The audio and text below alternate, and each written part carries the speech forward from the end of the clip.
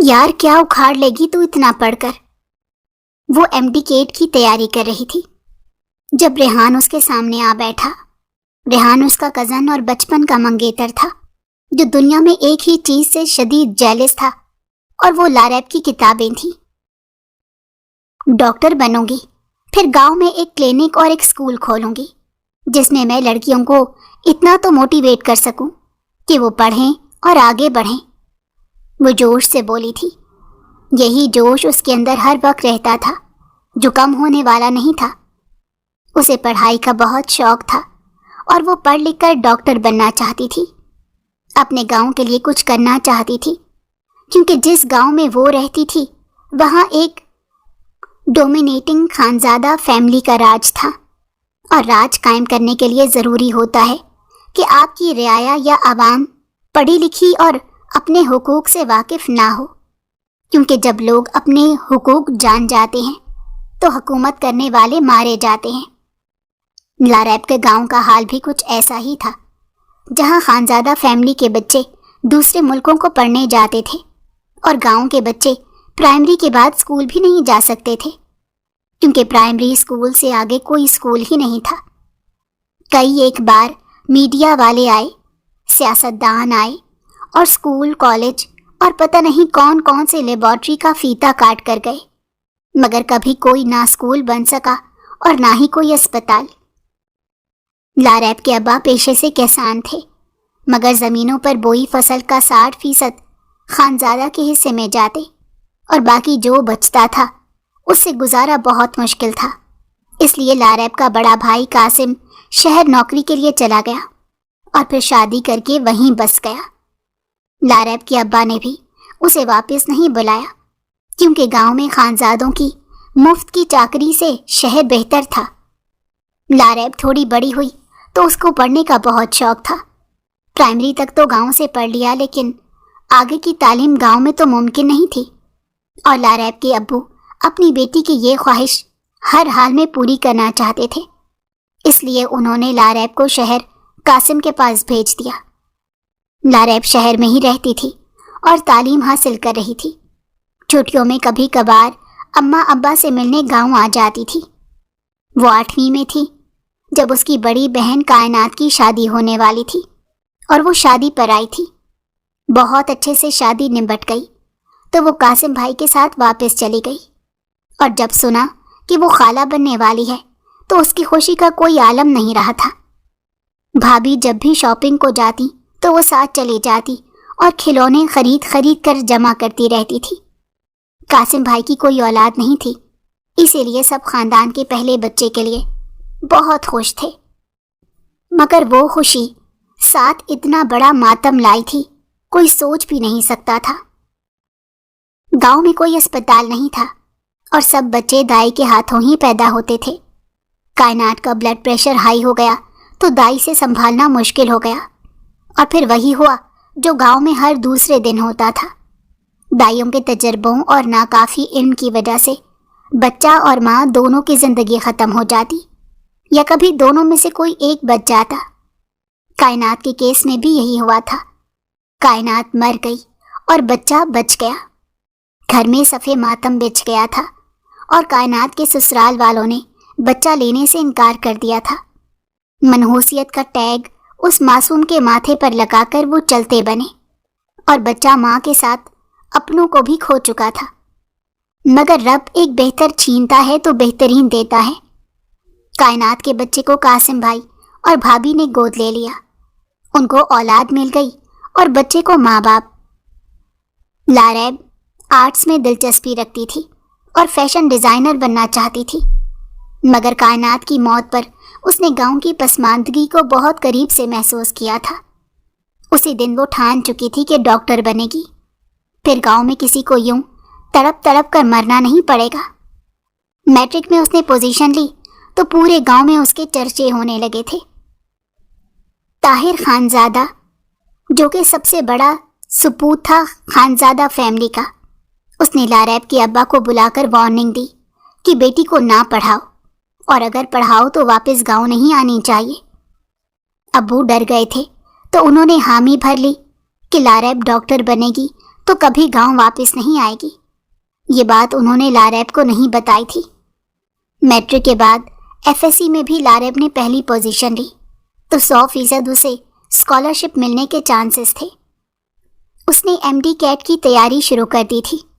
ان دنوں وہ گاؤں آئی ہوئی تھی اور ریحان اس کی کتابیں دیکھ کر چڑھتا رہتا تھا۔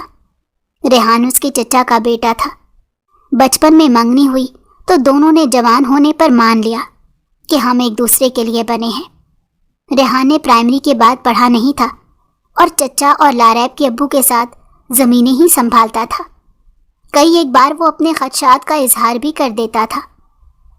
مجھے ایسا کیوں لگتا ہے لاریب، جب تم ڈاکٹر بن جاؤ گی تو مجھے اپنے قابل نہیں سمجھو گی۔ وہ لاریب کو کامیاب ہوتے دیکھنا چاہتا تھا، لیکن ڈر بھی جاتا تھا کہ کامیاب ہوئی اور اس سے دور چلی گئی تو۔ میں ظاہر سے انسان کو جج نہیں کرتی، اور تم ایک بہت اچھے انسان ہو۔ کسان کسی سے کم نہیں ہوتا، اس لیے خود کو کم نہیں سمجھو اور میرے ڈاکٹر بننے کا انتظار کرو، پھر تمہارے وہم خود دور ہو جائیں گے۔ ویسے بھی لوٹ کر تو میں نے گاؤں ہی آنا ہے۔ وہ نوٹس مارک کرتی مصروف سے انداز میں بولی تھی، مگر وہ مسکرا دیا تھا۔ لاریب کے کہہ دینے سے ہی سارے خدشات مر گئے تھے۔ اس نے MD کیٹ کا ٹیسٹ پاس کر لیا اور اسے اسکالرشپ بھی مل گئی تھی۔ داخلہ بھی ہو گیا تو وہ واپس شہر چلی گئی اور ہاسٹل میں رہنے لگی۔ اس کی زندگی کتابوں سے شروع ہو کر کتابوں پر ختم ہونے لگی تھی، اور گاؤں میں اس کی سکھیوں کی شادیاں ہونے لگی تھیں۔ وہ دل لگا کر پڑھتی گئی اور 5 سال چٹکی بجاتے ہی گزر گئے۔ اس کی محنت رنگ لے آئی تھی اور ڈگری کے ساتھ اس نے 18 گولڈ میڈل بھی اپنے نام کیے تھے۔ اس کی ہاؤس جاب شروع ہوئی تو ابا کی طبیعت خراب رہنے لگی۔ قاسم بھائی اماں ابا کو شہر ہی لے آئے تھے اور خانزادوں نے سمجھ لیا کہ سب بھاگ گئے وہاں سے۔ ابا کا ہارٹ کا مسئلہ بڑھ رہا تھا اور اسپتال میں ہی ایک دن انہیں ہارٹ اٹیک آیا اور وہ دنیا سے چل بسے تھے۔ اتنے عرصے سے وہ دل کا درد لیے پھر رہے تھے اور گاؤں میں تو دوا میسر ہی نہ تھی۔ ایک اور ضرب لگی تو لاریب کے ارادے اور مضبوط ہو گئے۔ ابا کے غم سے وہ نکلی تو اس نے گاؤں جانے کا ارادہ باندھ لیا۔ شہر میں کچھ NGOs کی مدد سے اس نے چھوٹے سے کلینک اور ایسے اسکول کے لیے جس میں گاؤں کی لڑکیوں کو ان کی صحت اور حقوق سے آگاہ کیا جاتا ہو، اس کے لیے فنڈ جمع کرنا شروع کر دیے تھے۔ فنڈز جمع ہو گئے تھے۔ NGOs کے سب ممبرز اور 1-2 رضاکار ڈاکٹروں کے ساتھ وہ گاؤں پہنچ گئی۔ وہ جانتی تھی کہ خانزادے یہ بالکل برداشت نہیں کریں گے، اس لیے اس نے گاؤں میں پہلے اسکول، اویئرنیس سینٹر اور کلینک کا افتتاح کرنے کے لیے میڈیا کو بھی بلایا تھا۔ برابر لائیو ٹیلی کاسٹنگ ہو رہی تھی، جس کی وجہ سے خانزادے کچھ بھی کرنے کی پوزیشن میں نہیں تھے، لیکن وہ آگ بنے گھوم رہے تھے۔ لاریب ایک ہی دن میں پورے گاؤں میں مشہور ہو گئی تھی۔ عورتیں اس کے سینٹر آنے لگیں، جہاں وہ انہیں بنیادی تعلیم دے رہی تھی اور ان کے حقوق سے انہیں آگاہ کر رہی تھی، جو خانزادوں کو بالکل برداشت نہیں تھا۔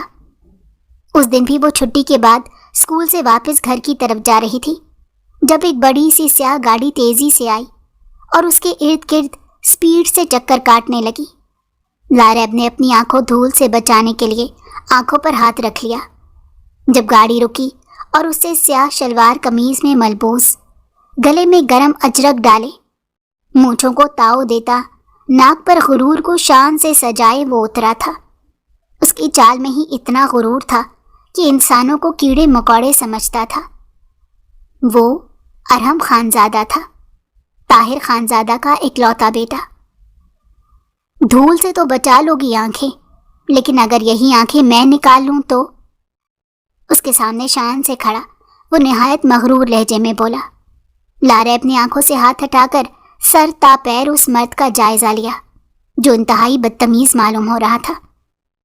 تمیز اور گاڑی چلانے کی تمیز نہیں سکھائی کسی نے تمہیں، مسٹر؟ اور ہاں، تم جو کوئی بھی ہو، مجھ سے الجھنے کی کوشش نہ کرنا، ورنہ کاٹنا اور ادھیڑنا مجھے خوب آتا ہے۔ وہ بھی لاریب تھی، ڈرنا اسے بھی نہیں آتا تھا۔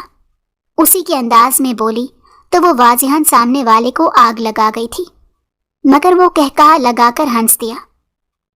انٹرسٹنگ، ویری انٹرسٹنگ، تمہارے ساتھ لڑنے میں مزہ آئے گا، جنگلی بلی۔ میرے ٹکر کی لگتی ہو مگر میں جوتی تلے مسل دوں گا، کیونکہ یہی اوقات ہے تمہاری۔ اس نے پیر کو یوں مسلا جیسے سچ میں لاریب کو مسل رہا ہو۔ دیکھتے ہیں کیا ہوتا ہے، اور ہاں جا کر کہہ دینا اپنے باپ سے۔ لاریب کسی سے ڈرتی ہے نہ ڈر کر سب چھوڑ کر بھاگے گی۔ یہی ہوں، کر لے مجھ سے مقابلہ۔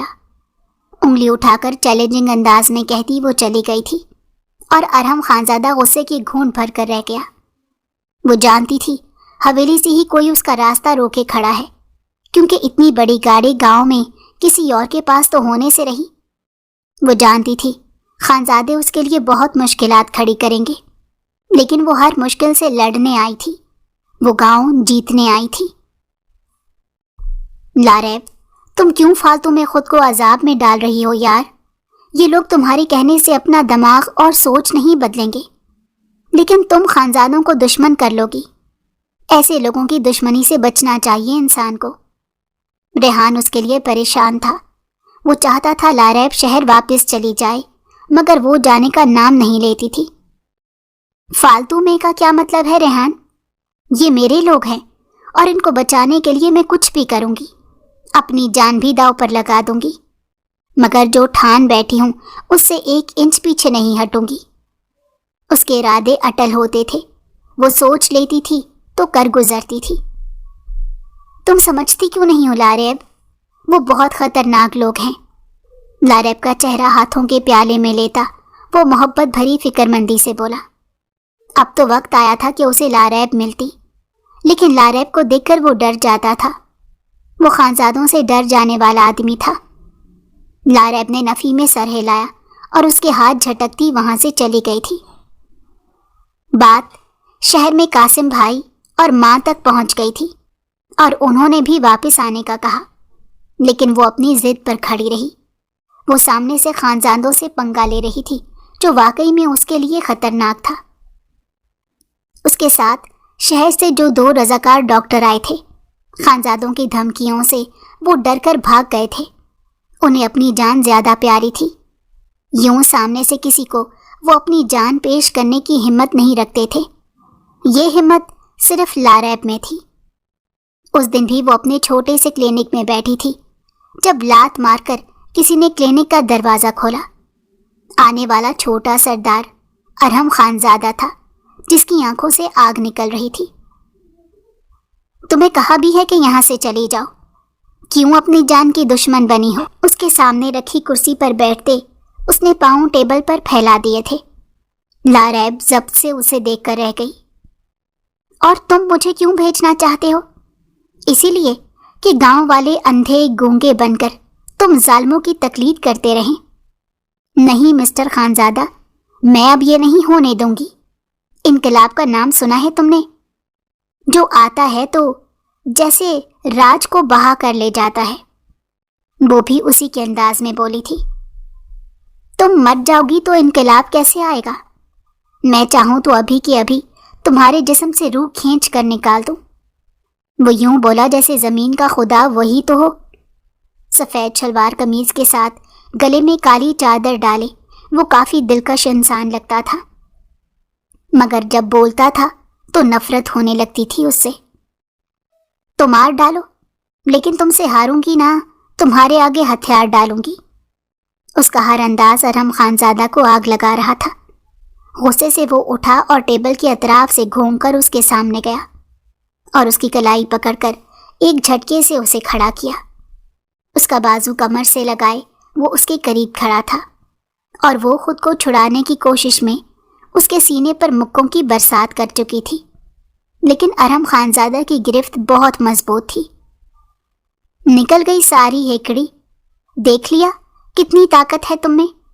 میرے سامنے ایک چیونٹی جیسی ہو تم، جسے پیر تلے مسل کر رکھ سکتا ہوں میں۔ اس کے کان کے بے حد قریب ہوتے اس نے سرگوشی کی تو لاریب کا خون کھول اٹھا تھا۔ اس کا بس نہیں چل رہا تھا اس انسان کو چیر پھاڑ ڈالے۔ وہ مسلسل خود کو چھڑانے کی کوشش کر رہی تھی، اور وہ محظوظ سا ہوتا اس کی کوششوں کو دیکھ رہا تھا۔ پھر ایک جھٹکے سے اسے چھوڑتا وہ کلینک سے نکل گیا تھا اور پیچھے لاریب جھٹکا دینے کی وجہ سے لڑکھڑا کر نیچے گری اور سر کرسی کی پائنتی سے ٹکرایا تھا۔ ہلکا سا کٹ لگ گیا تھا جس سے خون بہہ رہا تھا۔ اپنے بیگ سے شیشہ نکال کر اس نے اپنے بہتے خون کو دیکھا اور لب بھینچتی اپنی ڈریسنگ کرنے لگی۔ وہ اسے ڈرانے آیا تھا مگر وہ چوٹ کھا کر بھی نہیں ڈری تھی۔ وہ اپنے مقصد سے ایک قدم پیچھے نہیں ہٹی تھی۔ وہ عجیب پاگل لڑکی تھی جو موت کو سامنے دیکھ کر بھی ڈرنا نہیں جانتی تھی بلکہ موت سے بھی لڑنا چاہتی تھی اور لڑ کر جیت جانا چاہتی تھی۔ وہ گھر آئی تو اس کی چوٹ دیکھ کر چاچا، چاچی اور ریحان تینوں ہی گھبرا گئے۔ لڑکی، تم اپنے ساتھ ہماری جانوں کے بھی دشمن بنی ہوئی ہو۔ چاچی نے ناگواری سے اسے دیکھا تھا۔ اس کی ہٹ دھرمی اور ضد چاچی کو اچھی نہیں لگی تھی۔ وہ برسوں سے اس گاؤں میں رہ رہی تھی، جانتی تھی جب کوئی خانزادوں سے ضد لگاتا ہے تو پورے خاندان سمیت مارا جاتا ہے۔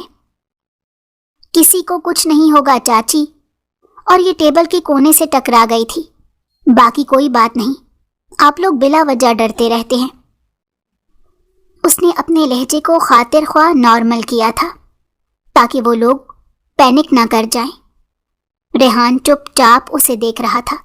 جب وہ کمرے میں گئی تو وہ بھی اس کے پیچھے چلا آیا۔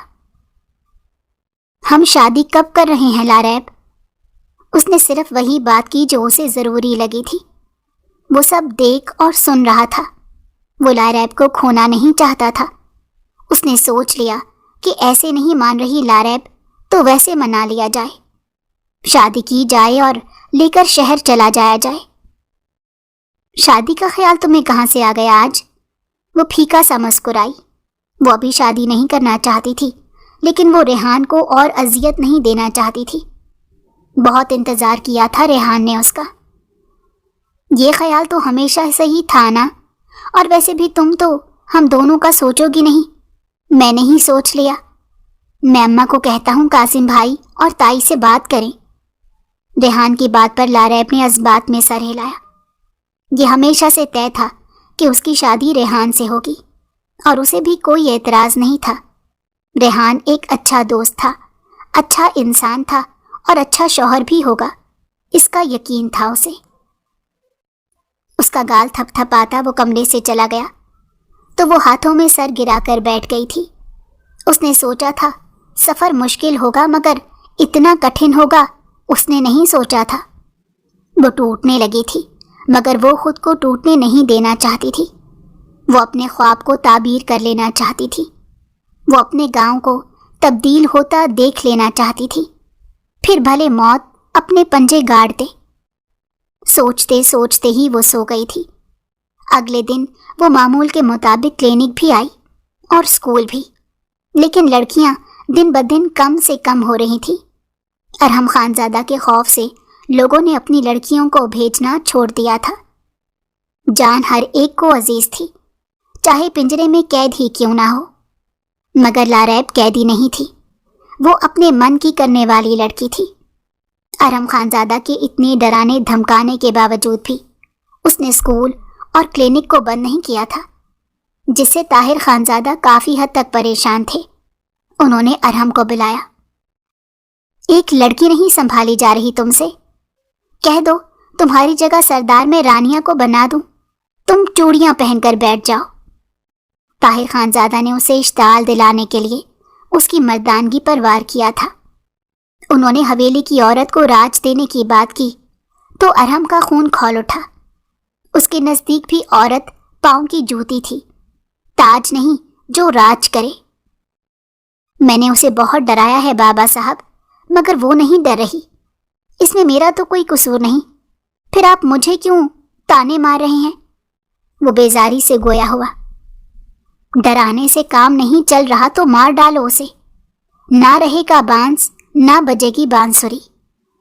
طاہر خانزادہ نے صفاق لہجے میں کہا تو ارحم نے چونک کر انہیں دیکھا۔ بابا صاحب، میں کسی کی جان کیسے لے سکتا ہوں؟ ڈرانا پھر ٹھیک ہو سکتا ہے لیکن جان لینا ٹھیک نہیں۔ کہیں اندر چھوٹا سا نرم دل अरहम खानज़ादा का भी था, जो कभी किसी की जान तो नहीं लेना चाहता था। इंसानी जान का वो वाकई कीमती मानता था और उसे लेने से पीछे हट जाता था। ज़ाहिर खानज़ादा, अपनी बेटी रानिया से कहो चूड़ियाँ ला कर दे इसे, ये सरदार बनने के लायक नहीं है। ताहिर खानज़ादा ने सोफे पर बैठे अपने छोटे भाई ज़ाहिर खानज़ादा को मुखातिब किया। ज़ाहिर खानज़ादा की एक ही बेटी थी, रानिया खानज़ादा, इसीलिए हवेली और गांव के दीगर मामलात में उसका कंट्रोल बहुत कम था। उसे बेटी पैदा करने के जुर्म में गांव का राज नहीं दिया गया था और ताहिर खानज़ादा ने अरहम खानज़ादा को पैदा करके गांव और हवेली को फतह कर लिया था। मैं उसे मार दूंगा बाबा साहब। ताहिर खानज़ादा का तंज उसके अंदर के सफाक मर्द को बेदार करने के लिए काफ़ी था। वो वहाँ से निकला तो उसका रुख लारैब के घर की तरफ था। आज वो अपने बाबा साहब को लारैब की मौत की खबर दे ही देना चाहता था। वो आज इस किस्से को ख़त्म कर लेना चाहता था, लेकिन लारैब के घर के बाहर पहुंचकर उसने इरादा बदल दिया। उसने आज तक लारैब को उसकी मौत से डराया था, तभी वो नहीं डरती थी, लेकिन आज वो उसे उसके अपनों की मौत से भी डराने आया था और अपनों की मौत का डर इंसान को डरा देता है। पिस्टल हाथ में पकड़े वो गाड़ी से उतरा। उसके साथ 3-4 गार्ड्स भी थे। उसने लारैब के घर के दरवाजे पर जोरदार लात मारकर उसे खोला तो खाने के दस्तरखान पर बैठते वो तीनों हड़बड़ा गए थे और फिर अपने गार्ड्स के साथ अंदर दाखिल होते अरहम खानज़ादा को देखकर चच्ची डर गई थी और रेहान की गर्दन में गिल्टी उभर कर मादूम हुई थी। चाचा का भी घबराहट के मारे बुरा हाल था, लेकिन वो बिल्कुल मुतमईन खड़ी थी। तुमसे ऐसे ही घटिया हरकतों की उम्मीद की जा सकती है। उसे देखते ही वो गुस्से से फिटकारी, तुमने अभी मेरा घटियापन देखा ही कहाँ है? जब तुम इन अपनों को अपनी आंखों के सामने मरते देखोगी, फिर मेरे घटियापन की तारीफें करना। वो निहायत सफाकी से बोलता गार्ड्स को कुछ इशारा कर रहा था और फिर अगले ही लम्हे चच्ची जान और रेहान उसके आदमियों की बंदूकों की नोक पर थे। पहली बार था कि अरहम ने लारैब के चेहरे से हवाइयाँ उठती देखी थी। मेरे घर वालों को छोड़ दो अरहम खानज़ादा, वरना बहुत बुरे से पेश आऊंगी मैं। वो वाकई में बुरी तरह घबरा गई थी। अरहम का प्लान वर्क कर गया था। वो किसी को भी मारना नहीं चाहता था, बस डरा कर अपना काम निकलवा लेना चाहता था। रस्सी जल गई पर बल नहीं गया। तुम्हारा महबूब और उसके माँ बाप मौत के मुंह में खड़े हैं और तुम मुझे धमकियां दे रही हो। It's not fair sweet heart. उनको बचाने के लिए कुछ तो करो ना, वरना इनकी तदफीन की तैयारी कर लो। वो बहुत बेरहमी से बोलता था और आंखों से इतनी सफाकियत झलकती थी कि कोई गौर से देखता तो सिर्फ नफरत ही करता उसे। तुम्हारी दुश्मनी मुझसे है ना, तो मुझे मार डालो और इन सब को छोड़ दो। उसकी आवाज़ में नमी घुलने लगी थी। वो देख रही थी कि चचा चच्ची और रेहान किस कदर डरे हुए हैं। पहले मैंने भी सोचा तुम्हें मार दूं, मगर इतने सस्ते में तो तुम्हें नहीं जाने दूंगा ना। बहुत तंग किया है तुमने मुझे, सबका गिन गिन कर बदला लूंगा। तुम्हें जिंदा रखूंगा और तुम्हारे अपनों को तुम्हारी आंखों के सामने मार दूंगा। पहले तुम्हारे महबूब और उसके माँ बाप को मारूंगा और फिर शहर में रहते तुम्हारे भाई भाभी, उनके बेटे और तुम्हारी माँ को मारूंगा। और तुम ये सब अपनी आंखों के सामने देखोगी और फिर तुम पागल हो जाओगी, क्योंकि ये सब लोग तुम्हारी वजह से मरेंगे। लारैब की हालत से महसूस होता वो मज़े से कह रहा था और लारैब फूट फूट कर रोने लगी थी। उसने खुद को जिंदगी में पहली बार इतना बेबस पाया था, इतना कमज़ोर पाया था। क्या चाहते हो तुम? अपने आंसू साफ करते वो बोली। अब की ना तुमने समझदार लोगों वाली बात। अपना क्लिनिक और स्कूल बंद करो और गांव से रफू चक्कर हो जाओ।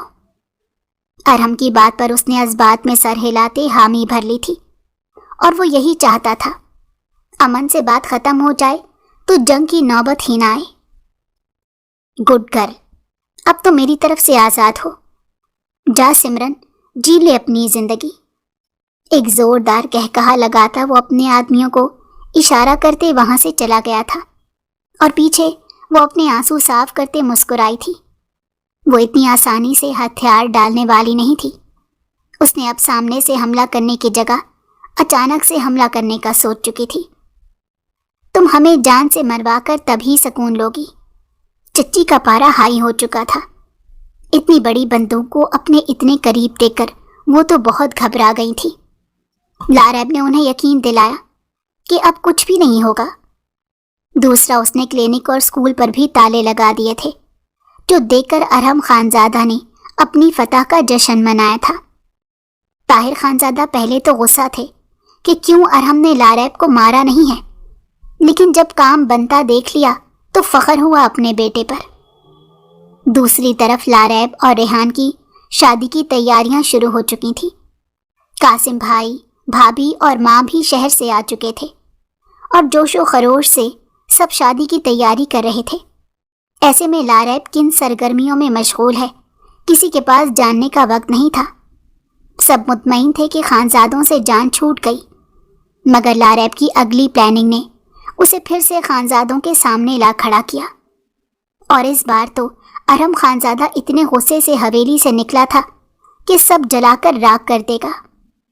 लारैब ने झूठ बोला था, उसे धोखा दिया था और उसकी सज़ा लारैब को भुगतनी ही थी।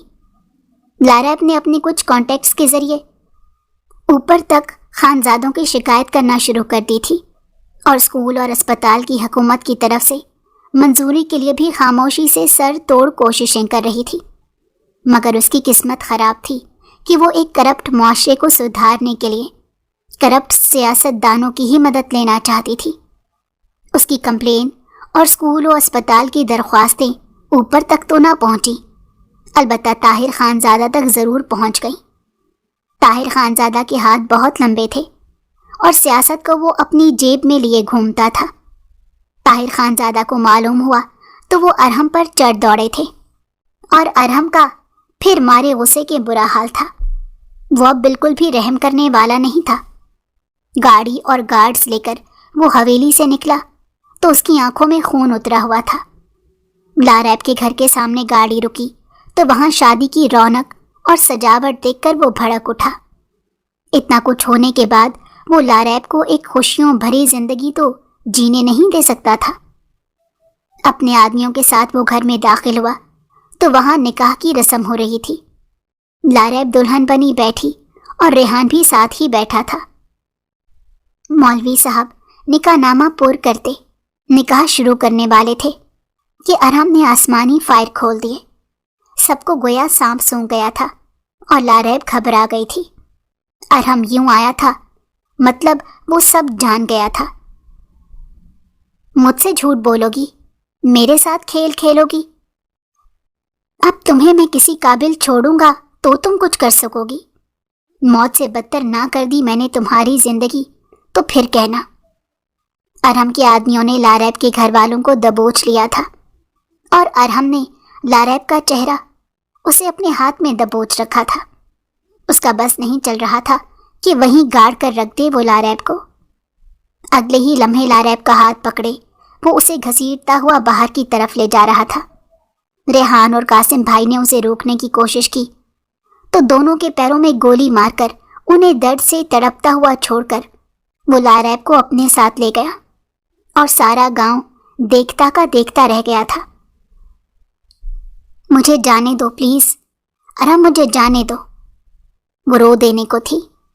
अरहम जैसे सफाक इंसान से कुछ भी बईद ना था कि वो उसे ले जाकर क्या करता।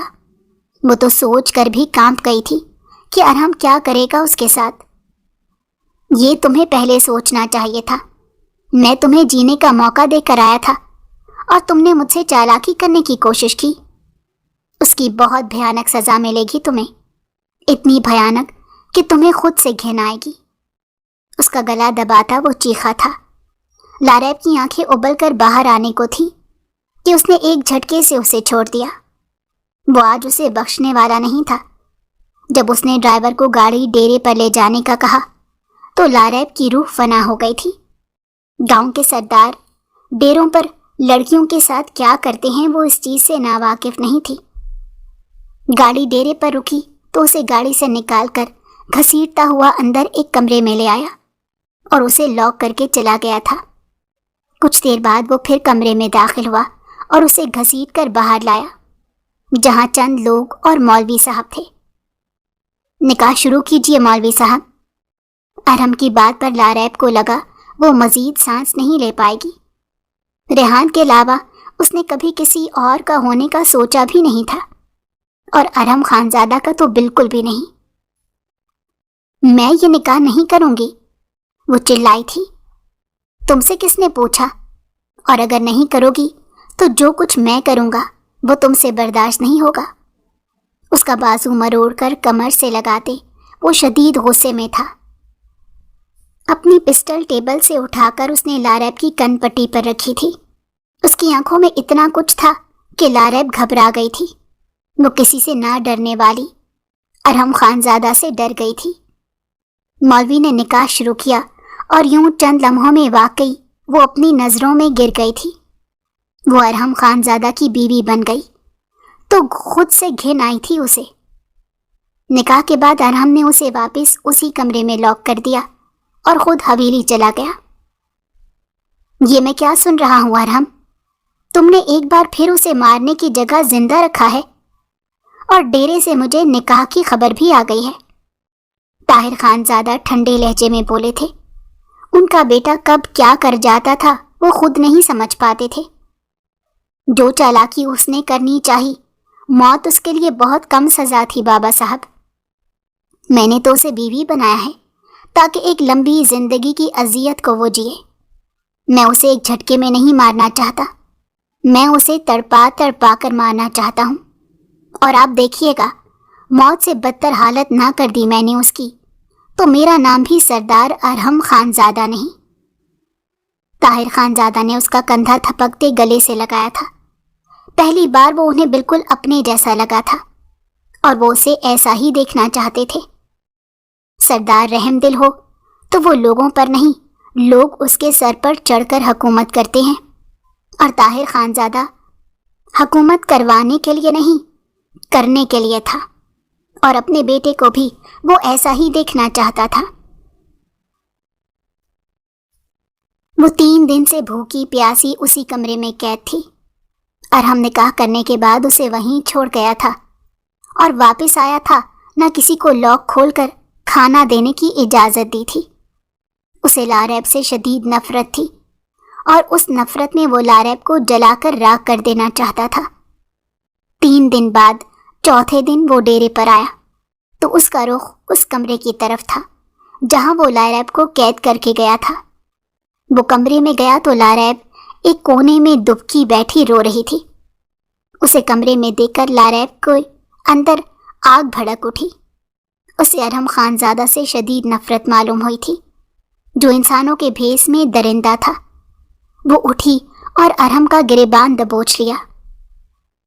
تم مر کیوں نہیں جاتے؟ تم انسان نہیں، درندے ہو، شیطان ہو۔ اس کا گریبان پکڑے وہ چلا رہی تھی، اور ارحم کی آنکھوں میں استہزائیہ بھری مسکراہٹ رقص کرنے لگی۔ میں تمہیں بتاتا ہوں درندہ کیسا ہوتا ہے، اب تمہیں درندہ بن کر ہی دکھاؤں گا۔ اگلے ہی لمحے لاریب کو بیڈ پر دھکا دے کر وہ اس کے اوپر جھکا تھا۔ لاریب اپنی پوری طاقت لگا کر اسے خود سے دور کرنے کی کوشش کر رہی تھی، مگر وہ اس پر یوں جھپٹ پڑا تھا جیسے کتا گوشت پر جھپٹتا ہے۔ وہ 3 دن کی بھوکی تھی، اس میں اتنی طاقت نہیں تھی کہ وہ خود کو ارحم خانزادہ کی گرفت سے نکال پاتی۔ وہ پھوٹ پھوٹ کر رونے لگی تھی اور اس کی ساری مزاحمت دم توڑ گئی تھی۔ ارحم نے اپنے غصے میں اسے یوں نوچ نوچ ڈالا تھا جیسے جانور گوشت کو نوچتے ہیں۔ کچھ دیر بعد تھک کر وہ بے دم سا ہو کر بیڈ کے ایک طرف لڑک گیا تو لاریب کی ہچکیاں کمرے میں گونجنے لگی تھیں۔ بیڈ کی چادر سے اپنا جسم ڈھانپتی وہ ہوش و خرد سے بیگانہ ہوتی چلی گئی۔ اسے جب ہوش آیا تو وہ بیڈ پر ہی تھی، مگر اس میں اٹھنے کی بالکل ہمت نہیں تھی۔ اس کا پورا جسم درد سے چور چور ہو رہا تھا اور ایک قدم تک چلنے کے وہ قابل نہیں تھی۔ اپنی بے بسی پر وہ روتی چلی گئی۔ اس نے شدت سے دعا کی تھی کہ خدا اسے موت دے دے، لیکن موت اور زندگی مانگنے سے کہاں ملتی ہے۔ کچھ دیر بعد ایک ملازمہ کپڑے لے کر کمرے میں آئی اور اسے بدلنے کا کہہ کر چلی گئی۔ بمشکل بیڈ سے اٹھ کر وہ لڑکھڑا کر چلتی ہوئی واش روم کی طرف گئی تھی۔ اسے خود سے گھن آنے لگی تھی۔ اپنے ہر عضو سے اسے ارحم کی بو آنے لگی تو اس کا دل اپنے ہی جسم کے ٹکڑے ٹکڑے کر دینے کو چاہا۔ نہا دھو کر کپڑے بدل کر وہ باہر آئی تو ملازمہ ناشتہ لیے کھڑی تھی۔ ناشتے کو دیکھ کر لاریب کی بھوک چمک اٹھی تھی اور وہ ٹوٹ پڑی تھی کھانے پر۔ کھانا کھا کر اسے کچھ بہتر محسوس ہو رہا تھا جب وہ ایک بار پھر کمرے میں چلا آیا۔ اسے دیکھ کر وہ خوف زدہ ہو گئی اور اس کا خوف زدہ چہرہ دیکھ کر ہی وہ محظوظ ہو گیا تھا۔ تو کیسی رہی رات سویٹ ہارٹ؟ اس کی باہوں کی لٹ کو چھوتا وہ اسے اس کی بے بسی کا احساس دلا رہا تھا۔ لاریب کا دل چاہا اس پر تھوک دے، مگر اب اس میں اتنی ہمت کہاں تھی۔ وہ صرف سوچ کر ہی رہ گئی تھی۔ اس میں تو اتنی ہمت بھی نہیں تھی کہ ارحم کو روک پاتی، جس کے ہاتھ اس کے چہرے سے سرسراتے ہوئے گردن تک چلے گئے۔ وہ کانپ رہی تھی اور وہ اس کی حالت دیکھ کر کہکہا لگا کر ہنس پڑا۔ بس اتنی ہی بہادری تھی، ایک رات میں نکل گئی ساری ہیکڑی۔ گھبراتی کیوں ہو سویٹ ہارٹ؟ ابھی امتحان اور بھی ہیں، ابھی تو تم نے مرنے تک مجھے جھیلنا ہے۔ مسکرا کر کہتے کہتے وہ ایک دم چیخ پڑا تھا۔ لاریب کی گردن اس کے ہاتھ میں تھی، جس پر گرفت اتنی مضبوط تھی کہ لاریب کو سانس لینے میں دشواری ہونے لگی تھی۔ جب ایک جھٹکے سے ارحم نے اسے چھوڑا تو وہ کھانسنے لگی تھی۔ اس کی گردن پر نشان بن چکے تھے۔ اس کی حالت پر رحم نہ کرتا وہ اسے کھینچتا ہوا ڈیرے سے باہر لایا اور گاڑی میں بٹھا کر حویلی لے آیا تھا۔ بی جان اور اماں جان ملیے اپنی بہو سے۔ اپنی ماں اور دادی کے سامنے وہ بے حد مسکرا رہا تھا۔ بی جان تیز نظروں سے لاریب کو دیکھتی وہاں سے چلی گئی تھی، جبکہ اماں جان نے لاریب کو گلے سے لگا لیا تھا۔ وہ دیکھ سکتی تھی کہ وہ لڑکی کتنی تکلیف میں ہے۔ بھیا آپ بھابھی کو لے آئے۔ رانیہ بھی وہاں آ گئی تھی اور وہ بہت خوش دلی سے لاریب سے ملی تھی، لیکن لاریب تو مسکرا بھی نہ سکی۔ ارحم نے رانیہ کو لاریب کے کمرے میں لے جانے کا کہا اور خود اماں جان کے پاس بیٹھ گیا۔ تم تو اتنے ظالم نہیں تھے ارحم، پھر کیوں ایک معصوم لڑکی پر ظلم کر رہے ہو؟ اماں جان سب سے مختلف تھیں۔ وہ ارحم کو انسانیت کا سبق پڑھاتی تھیں، لیکن ارحم نے اپنی مرضی سے صرف اپنے باپ اور دادی کے دیے سبق کو یاد رکھا تھا۔ وہ سفاک بنا تھا تو اپنی مرضی سے بنا تھا۔ اماں جان، میں نے اسے بہت موقع دیے، لیکن اس نے مجھ سے جھوٹ بولا، چالاکی کرنے کی کوشش کی۔ جھوٹ بولنے والے کو میں معاف نہیں کر سکتا، آپ جانتی ہیں۔ اس کے لہجے میں لاریب کے لیے کوئی رعایت نہیں تھی۔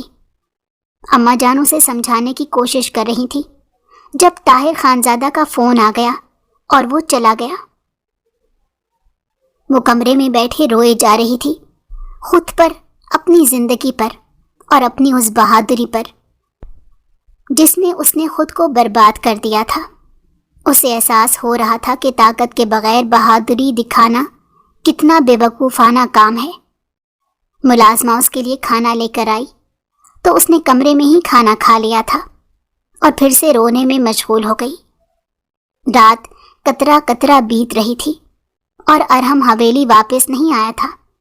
وہ تو شدت سے دعا کر رہی تھی کہ کہیں مر کھپ جائے اور کبھی واپس نہ آئے، مگر کمرے کی کھڑکی سے اس کو گاڑی سے اترتا دیکھ کر وہ گھبرا گئی۔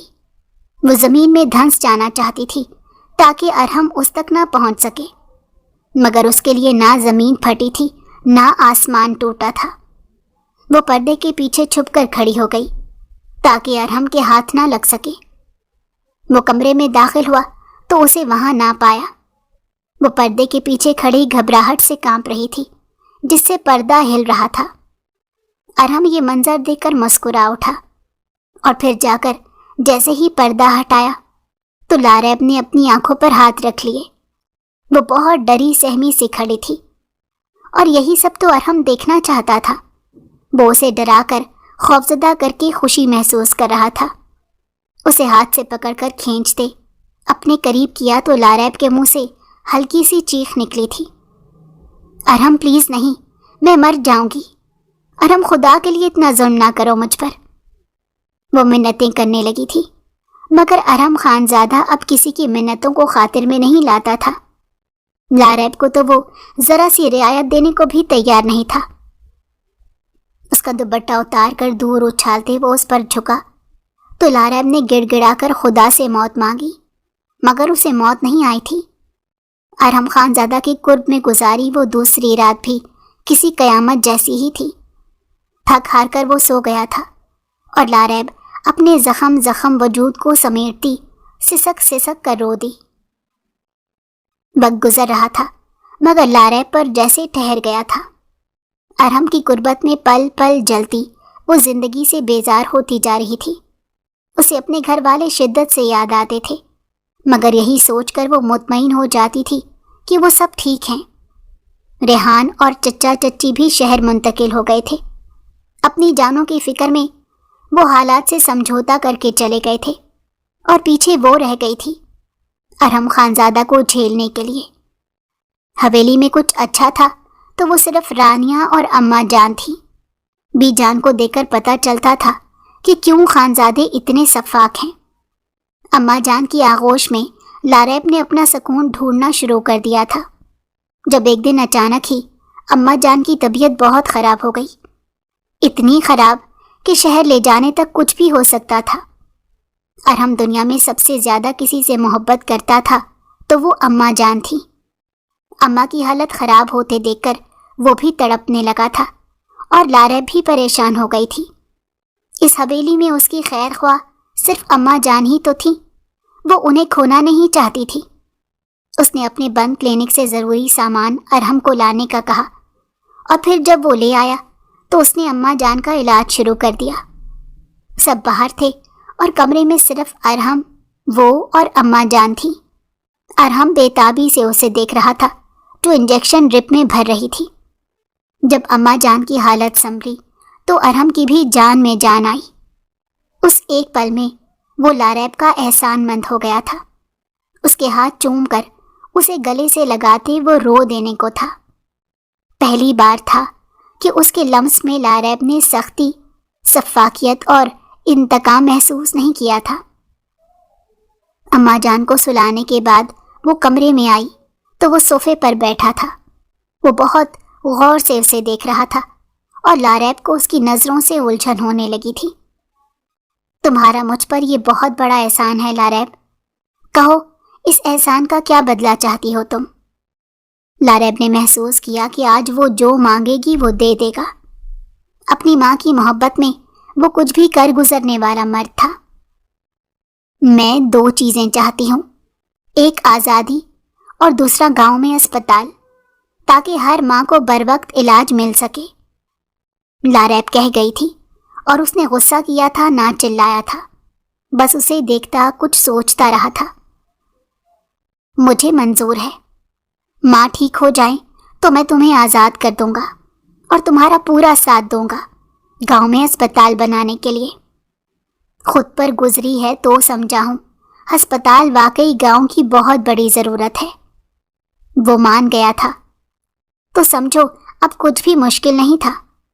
وہ ارحم خانزادہ تھا، وہ اپنا ارادہ پورا کرنے کے لیے سب سے ٹکرا سکتا تھا اور صرف وہی تھا جو لاریب کے اسپتال اور اسکول کے خواب کو پورا کر سکتا تھا۔ اماں جان کی حالت بہتر ہوتی جا رہی تھی اور ارحم کا رویہ بھی دن بدن بدلتا چلا جا رہا تھا۔ لاریب کو ٹارچر کرنا وہ چھوڑ چکا تھا اور غصہ بھی نہیں کرتا تھا۔ اس کے اندر 2 انسان تھے، ایک وہ جو اماں جان نے بنایا تھا، نرم اور پیارا انسان، اور دوسرا وہ جو بی جان اور طاہر خانزادہ نے بنایا تھا، شفاق اور مطلبی انسان۔ اماں جان کی وجہ سے ہی اس کا اندر کا پیارا انسان باہر نکلنے لگا تھا۔ ایک بہت ہی مختلف شخصیت تھی جو لاریب نے اس کی دیکھی تھی اور لاریب کو اچھا لگا تھا کہ وہ بدل رہا ہے۔ وہ کم بولنے لگا تھا اور زیادہ دیکھنے لگا تھا۔ اکثر ہی لاریب محسوس کرتی کہ وہ اسے بہت غور سے دیکھتا رہتا ہے، مگر وہ اپنا وہم جان کر جھٹک دیتی تھی۔ اماں جان کی طبیعت ٹھیک ہو رہی تھی اور لاریب کی آزادی کے دن قریب آ رہے تھے۔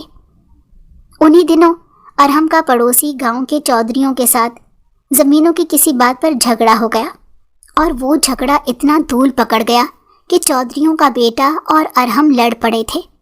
لڑائی میں بندوق چل گئی اور گولی ارحم کے پیٹ میں آ لگی تھی۔ جب تک ارحم کے آدمی وہاں پہنچے، ارحم کا خون بہت بہہ گیا تھا۔ ارحم کی حالت ایسی تھی کہ شہر لے جاتے راستے میں ہی دم توڑ جاتا۔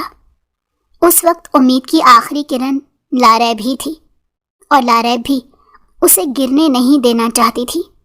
لاریب کے پاس ارحم کی صورت میں صرف واحد طاقت تھی جو گاؤں کو بدل سکتی تھی۔ ارحم مر جاتا تو گاؤں کبھی نہ بدل پاتا، اس لیے اس کا بچنا ضروری تھا۔ لاریب نے ارحم کو کلینک لے جانے کا کہا تھا اور خود بھی وہاں پہنچ گئی تھی۔ وہ اکیلی تھی لیکن اس کی ہمت بہت زیادہ تھی۔ ارحم اچھا انسان بننے لگا تو موت سر پر آ کر کھڑی ہوئی، اور وہ ایک اچھے انسان کو مرنے نہیں دے سکتی تھی۔ اس نے ارحم کی گولی نکالی اور بہت زیادہ خون بہہ جانے کی وجہ سے طاہر خانزادہ کا خون بھی اسے لگایا۔ اس کی حالت خطرے سے باہر ہوئی تو سب نے سکون کا سانس لیا تھا، اور طاہر خانزادہ تو جیسے برسوں بعد ہوش میں آئے تھے۔ ایسی ایمرجنسی ان پر پہلے کبھی نہیں آئی تھی، اور جب آئی تو انہیں باور ہوا کہ اسپتال واقعی ضروری ہے، اور اگر وہ گاؤں کے لوگوں کی مدد کریں گے تو وہ لوگ سر پر چڑھ کر حکمرانی نہیں کریں گے بلکہ اپنے مسیحا کی عزت کریں گے۔ بہت دیر لگی سمجھنے میں، مگر وہ سمجھ چکے تھے۔ ایک اور احسان تمہارا مجھ پر آ گیا، بتاؤ اس کے بدلے کیا چاہیے تمہیں؟ وہ اپنے بیڈ پر لیٹا تھا اور وہ اس کی دوائیاں چیک کر رہی تھی۔ بس اتنا ہی کہ تم برے نہیں ہو، اور کبھی اپنے اندر کے اچھے انسان کو مرنے نہیں دینا۔ گاؤں کے لوگوں کو بہت ضرورت ہے اس کی۔ وہ مسکرائی تھی۔ وہ انسان کی 100 برائیوں میں ایک اچھائی تلاش کرنے والی لڑکی تھی۔ کوئی خود کو بدلنا چاہتا ہو تو وہ سب بھول کر احترام کرنے والی تھی۔ کیا اس اچھے انسان کے ساتھ ایک اچھی زندگی گزارنے میں تم ساتھ دو گی؟ وہ جانے لگی تھی جب ارحم کی بات پر اس کے قدم زنجیر ہوئے۔ بہت برا کیا ہے میں نے تمہارے ساتھ، بہت ظلم کیے ہیں، لیکن کیا معافی کی کوئی صورت نکل سکتی ہے؟ وہ آس سے اسے دیکھ رہا تھا اور وہ کسی گہری سوچ میں ڈوبی ہوئی تھی۔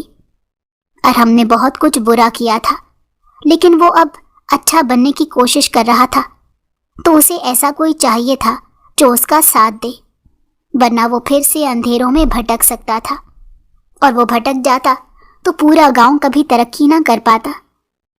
لاریب نے خود سے پہلے ہمیشہ دوسروں کو رکھا تھا، اس بار بھی اس نے خود سے آگے گاؤں کو رکھا اور ارحم کا بڑھا ہوا ہاتھ تھام لیا۔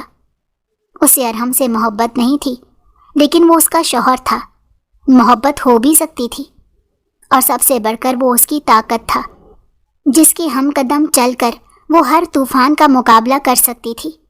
وہ ذہانت رکھتی تھی تو ارحم طاقت، جو لاریب کے لیے ہر مشکل سے ٹکرانے کو تیار ہو گیا تھا۔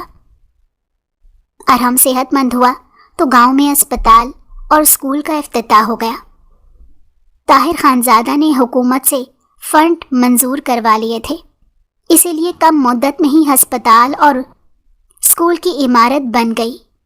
ٹیچروں اور ڈاکٹروں کا اسٹاف بھی آ گیا تھا۔ اپنے خواب کو تعبیر ہوتا دیکھ کر وہ بہت خوش تھی، اور اپنے بھائی اور ماں سے ملنے بھی آئی تھی، جہاں پہلا ٹاکرا اس کا ریحان سے ہوا تھا۔ ریحان کی آنکھوں میں بہت کچھ ٹوٹ جانے کی کرچیاں تھیں، مگر وہ خوددار اور کھرا مرد تھا، منہ سے ایک لفظ تک نہ نکالا اور مسکرا کر اسے خوش رہنے کی دعا دے گیا۔ ہر اس مرد کو ریحان جیسا ہی ہونا چاہیے، جس کی محبت کسی وجہ سے کھو جاتی ہو اور وہ خود کو جوڑنے کا ہنر رکھتا ہو۔ پھر بھی لاریب کو اس کے کیے پر بہت دکھ تھا، مگر اس کے سوا وہ کچھ نہیں کر سکتی تھی۔ اپنی زندگی میں وہ آگے بڑھ چکی تھی اور ریحان کو بھی آگے بڑھتا ہی دیکھنا چاہتی تھی۔ اس کی کوششیں اور قربانیاں رائیگاں نہیں گئی تھیں۔ بالآخر گاؤں میں اسکول کے بعد کالج بھی بن گیا تھا اور وہ اپنے خوابوں کو پورا ہوتے دیکھ کر بہت پرسکون تھی۔ کالج کی نئی بلڈنگ کے سامنے ارحم کا بازو تھام کر کھڑی، وہ زندگی سے بھرپور مسکراہٹ چہرے پر سجائے ہوئے تھی، اور یہی سچ تھا، اس کی زندگی اب بہت مکمل ہو چکی تھی۔